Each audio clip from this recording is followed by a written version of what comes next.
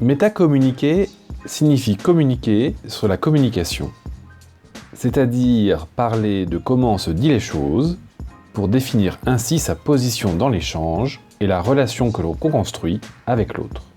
Les protagonistes de l'échange doivent parler d'eux-mêmes pour définir leur relation. Ce passage en position méta concerne tous les membres du système thérapeutique, thérapeute compris.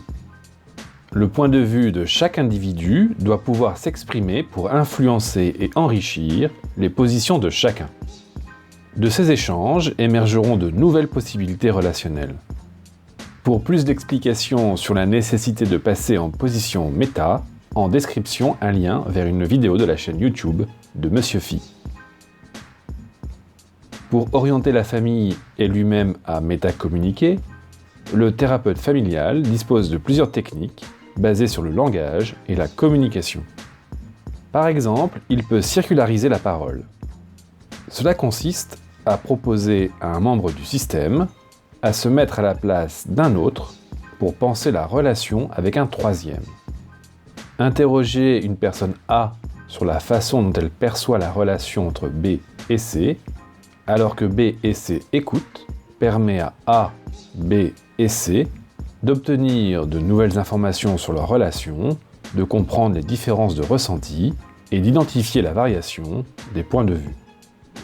A l'inverse, le thérapeute peut pratiquer la partialité multidirectionnelle.